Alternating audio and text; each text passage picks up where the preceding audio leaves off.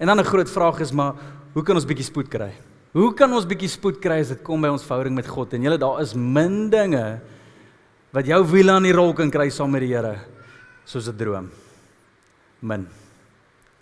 En daarom die titel vandag, hart en siel met 'n droom. Nie net hart en siel lief vir die Here en nou en dan as jy by hom nie. Noem jouself 'n Christen en jy weet wat alles oortuig en jy ken die storie van Jesus nie, maar hart en siel met 'n droom wat jy leef in jou binneste en sê, Here, maar ek moet hierdie bereik. Here, gee my hierdie prentjie wat ek kan jaag na U toe en jy sien selfs in Handelinge is dit so 'n belangrike konsep.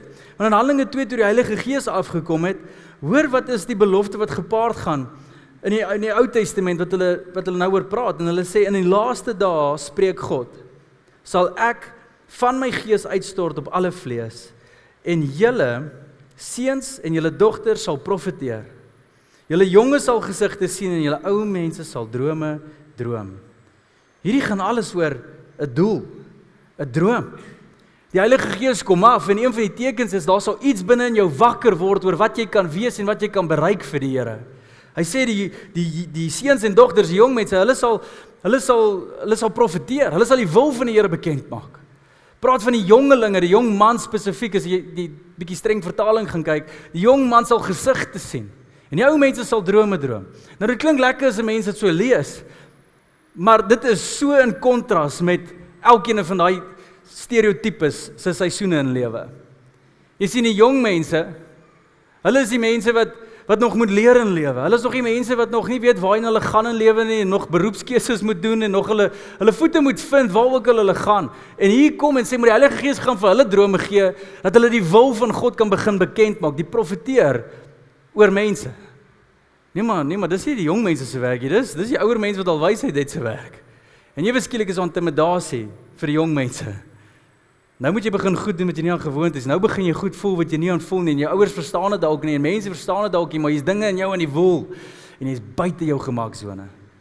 Die jong mans, jy sal gesigte sien. God sal mense op jou harte sit en sê maar gaan bou in daai mense se lewens, wat terwyl jy as 'n jong man besig is om jou eie gesin te vestig en jou eie familie te bou en dis waar jou aandag en krag heen gaan. Nou sê die Here nie by jou nie, maar by ander. Uit jou gemaaksone uit. En nou mense, hulle sal drome droom. Nee maar, ons ou mense droom nie drome nie, ons het al drome bereik, dis my tyd om te relax. My droom is om net die klein kinders. Die Here sê nee, wat jou aan die gang gaan kry, wat jou gaan skuif van 'n leidier na 'n luiperd toe, is as jy begin 'n droom kry van die Here. As jy begin goed wakker word binne jou, as jy gesigte begin sien, wil van die Here word wakker binne jou, as jy begin dit voel, dan is daar momentum. Nou ons het al baie dinge gehoor oor drome, en ons het hoeveel preke gehoor en hoeveel YouTube klips gesien, maar wat vir my so interessant is van 'n droom, as dit kom by die Here se drome wat hy gee, en jy lees in die Bybel, is dit nie net van, jy kry 'n droom en werk hard vir hom, en dan ewe skielik simsalabim, daar het jy hom, nee. Dis hoe die wêreld ons leer. Kry 'n droom, kry 'n visie, en dan man, kry jy 'n bietjie ywer, jy weet, kry jou iets uit rad uit, en dan gaan jy dinge sien gebeur in jou lewe, en as jy hard genoeg werk, dan doen dit alhoewel, daai is 'n goeie preek. Ek weet nie hoe voel ek nou so nie, maar jong mense, beweeg. Weet, ons maak 'n generasie groot wat baie goed is om drome dop te hou op 'n skerm, maar nie een te gaan self te bereik nie. Jong mense moet nooit vasgevang raak wat jy sien op 'n skerm nie. Wees vasgevang met jou oë op die drome wat die Here vir jou gee en beweeg, doen iets daarmee, roer jou al, kry goed aan die gang. Maar hier is die waarheid. As drome van God afkom, is dit nie net so eenvoudig soos kry 'n droom, werk daarvoor en sien dit later in jou lewe nie. Daar's bietjie 'n proses wat God elke gelowige wat 'n droom kry, deurvat. En hierdie sien jy in 'n meeste geloofshelde se lewe, jy sien hierdie proses. En vandag wil ek net hierdie proses bietjie vir ons bekend maak. En dan gaan die woord van proses as 'n afkorting gebruik dat ons bietjie kan onthou net waarvoor dit staan. So elke letter in daai woord is 'n afkorting vir die proses waardeur God ons gaan vat. So kom ons begin by die eerste een, die P staan vir plant. Die Here plant 'n droom binne in jou. Dis die beginfase. Dit is die lekkerste fase. Dis daai oomblik waar jy rondloop in die week of tyd saam met die Here of in gesprek saam met mense en ewe skielik is dit net 'n saadjie in jou binneste land en jy sê, "Wow. Miskien kan die Here hierdie doen." Laasweek se preek, dalk sal die Here hierdie doen. Daar's iets binne jou wat wakker word en sê, hier's 'n droom. Hier's iets wat ek raak sien. Hier's iets wat die Here my voorroep. Jy raak opgewonde daaroor. En vandag wil ek spesifiek na een persoon kyk wie hierdie beleef het, en dit is Josef in die Bybel. Josef is iemand wat 'n dromer was. Hy is iemand wat droom van die Here afgekry het. In Genesis 37 vers 5 lees ons bietjie interessante idee. En hoor hierso. Een nag het Josef 'n droom gehad. Let wel, hy het nie gebid vir jou nie. Let wel, hy het nie gaan soek vir jou nie. Let wel, hy het nie eens iemand gehad wat hulle motiveer om 'n droom te gaan haal nie. Maar hy het 'n droom gehad. Hy het vir sy broers gaan vertel waarna hulle hom nog meer gehaat het. Great reaksie. Maar hier kry hy 'n droom. En dis 'n droom wat 'n radikale droom is, van eendag gaan sy broers en die mense voor hom buig. En hy loop soos 'n tiener daar buite en hy sê, julle sal nie glo wat ek gedroom het nie. Nie 'n goeie idee om vir jou ou broers te sê, julle gaan voor my buig nie. Arrogante tiener. Kry nie guns by sy broers nie. Sy broers is al klaar kwaad vir hom, want sy pa was lief vir Josef op 'n ander manier gewees. En Josef was die laasgeborene. In die Joodse kultuur, die eersgeborene moes daai liefde gekry het, nie die laaste een nie. So hulle loop al klaar met 'n jaloesie rond, en nou kom Josef, groot bek, en vertel al hierdie drome wat hy kry. Hulle haat hom nog meer. Maar wat vir my so interessant is dat Josef is net daar waar hierdie droom na hom toe kom. En het jy wel daai oomblik beleef toe die droom na jou toe kom? Wat ook al dit was. Of dit klein was, 'n droom oor jou kind, 'n droom oor hoe God jou kan gebruik, 'n droom oor wat jy eendag gaan doen, 'n droom oor wat jy kan wees een op planeet aarde, hoe jy verskil vir God kan maak, want daai is die begin, die plantfase. Staan dit vir hierdie woord van ongerief. Josef het hierdie droom, eendag gaan mense voor my buig, amazing. Ek gaan 'n koning wees, ek gaan 'n heerser wees, ek gaan 'n platform hê, ek gaan invloed hê. Mense gaan na my kyk en die Here gaan my gebruik. Hoe amazing is dit? En ek gaan hard werk vir dit. Ek gaan nou begin kyk wat ek kan doen met hierdie ding. Ek gaan begin roer daarmee. En kort voor lank draai die storie. In 'n pad wat hy nooit wou gehad het nie. En julle ken Josef se storie. Hy stap eendag na sy broers toe. Sy pa het gesê, gaan na hulle toe. En hy kom daar by hulle aan en met al hierdie haat binne in hulle sê hulle, kom ons maak hom dood. En eventueel gooi hulle hom in 'n put en verkoop hom aan slawe. En hier na 'n vreemde land toe, hier is Josef op pad. Sy hele lewe is daarmee heen. Sy broers maak asof hy dood gegaan het en smeer bloed op hierdie Technicolor Dreamcoat van hom. Vat dit na sy pa toe en sê Josef moet dood wees. Sy pa treur en Josef verdwyn van die planeet Aarde af. Hy het niks by hom nie. Nie 'n foto van sy familie nie. Nie meer drome wat hy gaan behaal van hy gaan groot word in sy familie nie. Hy het net hierdie ding hier binne in hom van eendag gaan mense voor my buig, maar kyk wat hierdie ding my uitgebring. Ongerief. Probleem op probleem. En hoor dit waar land hierdie ding om. In Genesis 39 vers 20 tot 21. Terwyl hy daar in die tronk was die Here ook met Josef. Nou, ek wonder hoe lyk dit vir jou? Kom wees eerlik. As jy sê die Here is saam met jou, en jy uitraai woorde vir jou pelle, vir jou mense, oor jouself, waar ook al, die Here is saam met my, wat sê jy wanneer jy dit sê? Want dit gaan goed met my? Yes, kyk al die deurbrake in my lewe, kyk al die mooi dinge in my lewe, kyk hoe antwoord die Here my gebede. Hierdie teksvers kom toe Josef in die tronk sit. Toe die droom nie behaal was, toe die ongerief baie harder was as enigiets anders in hierdie proses na die droom toe. Die S van die proses en hierdie een julle. Hierdie S staan vir seer.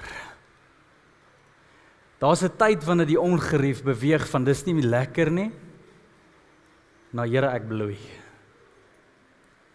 Na Here ek weet nie meer wat aangaan nie. Waar jy nie eens meer soek na 'n droom binne in jou nie. Jy soek net 'n pleister vir die pyn. Dis hier waar jy gedroom het vir daai huweliksmaat en die persoon wat jy gedink het is in jou sy is nie meer daar nie. Dis hier waar jy nie die goeie nuus skryf van die dokter af en almal sit met trane in hulle oë. Dis hier waar jy so gejaag het na 'n spesifieke ding toe en dit was een ou wat 'n droom kom doodmaak het en jy sit as gevolg van die nagevolg daarvan. En Josef ken hierdie hele. Hy ken hierdie. Hy het guns gekry by Potifar daar in die tronk. En Potifar gee vir hom, luister, jy kan my hele huisgesin regeer. Nou Potifar was die ou wat in beheer was van al die wagte in Egipte, Farao se wagte. Hy was basies die generaal. En Potifar stel toe vir Josef aan en sê, luister, hier kom, heers jy. En lei my huisgesin. Jy kan besluite neem hier, Pel, wat ook al jy wil doen, dis fyn met my. En sy vrou, Potifar se vrou, gaan lê toe aan by Josef, en Josef sê toe, nee, nie magtig, ons gaan nie hierdie doen nie. Ek's uit. Sy raak so kwaad, en sy gaan sê vir Potifar, Josef het by my kom aanlê. Hy raak so kwaad, Potifar, hy gooi vir Josef weer terug in die tronk. En net toe hy 1 tree vorentoe, 2 tree vorentoe, boem, daar is Josef weer terug, na die laagste van die laagstes toe. En hy sit weer, en hy bloei weer. Maar daar kom eendag 'n storie, wat dit die laaste stukkie hoop vir Josef was, julle. En dit is amazing, en jy lees hier in die skrif, in Genesis 40, en wat gebeur, is dat Josef sit daar in die tronk, en hy het weer guns gekry by die tronkbewaarder, en hy moet van die ouens in die tronk nou oppas. En daar gebeur iets toe in die paleis, en die farao raak so kwaad vir die ou wat die kos maak, die chef, en die ou vir die wynskink, en hy raak so kwaad vir hulle weet nie wat hulle gedoen het, maar het groot aangejaag. Farao sê vir hulle, gooi daai 2 manne in die tronk. En hier sit die wynskinker en die kok, al 2 binne in die tronk. En een oggend stap Josef, soos wat sy werk was, om vir hierdie ouens te gaan versorg, en hy stap na hulle toe, en hy sien toe iets is af, hulle gemoed is heeltemal de mekaar. En hy vra die manne, wat gaan aan? Hy sê, joh, die ou van die ouens sê, ek het 'n droom gehad, julle. En Josef, ek weet wat hierdie droom beteken nie. Ons altyd het 'n droom gehad, maar ons het nie 'n cooking clue wat ons moet doen daarmee nie. En Josef sê vir hulle, dit is net die Here wat 'n droom kan uitlê, so vertel my. Dis interessant sy woorde, né? Ek love it. Dis weer eens dalk sal die Here, daai tipe geloof. Die Here kan dit uitlê, maar dalk kan hy my gebruik. So vertel my wat sy droom. En Josef snap toe dadelik wat die droom is. Hy sê vir die wynskinker, wat met jou gaan gebeur is, oor 3 dae gaan jy weer teruggestel word in jou pos, en die farao gaan jou weer sit in die paleis sit as die wynskinker. Maar vir die kok, wat hierdie storie hoor, hy raak so opgewonde, en hy so, joh, maar as dit die goeie nuus is, wat's my droom? En hy vertel die droom vir hom, en Josef sê vir hom, luister, is baie dieselfde met 'n klein twist. Jy gaan ook oor 3 dae by die farao wees, maar oor 3 dae gaan die farao jou doodmaak. En die voëls gaan jou kom oppik. Wow, nie 'n lekker droom nie. En dit gebeur toe presies so. Die eë staan vir einde, die einde van die eie ek. Die grootste rede hoekom ons God drome nie behaal nie, want ons staan aan die pad. Die grootste rede hoekom ons huwelike waarmee gaan, want die eie ek praat te veel. Die grootste rede hoekom ons nie God sien beweeg soos hy al voorheen het nie, want die mense loop met hulle egos rond en nie met die naam van die Here nie. En al wat ons daar kry, Here, al wat ons daar kry, is wanneer ons op die einde van onsself kom en pyn vat ons soontoe. So hoor mooi, moenie jou pyn mors nie. Maar wanneer jy daar kom, dan kom jy by die laaste S in hierdie woord van proses. En dit is dat jy dit sien. Die oomblik toe Josef sy droom gee, wat ook al nodig was gee, dat God vir hom genoeg was, toe sien hy die droom waar word. En jy kan dit self gaan lees in Genesis 40. In 'n oogwink herstel God sy posisie, waar die hele nasie voor hom buig. Hy is die tweede generaal van die land, tweede aan bewind. Die farao stel 'n man reg in sy regterhand, en hy heers oor Egipte. Sy broers kom eventueel om buig voor hom, die droom het God vir hom gegee het waar geword, maar die droom het vir hom toe niks beteken nie. Die droom het nie sy ego gestreel of hom breëbors laat loop nie.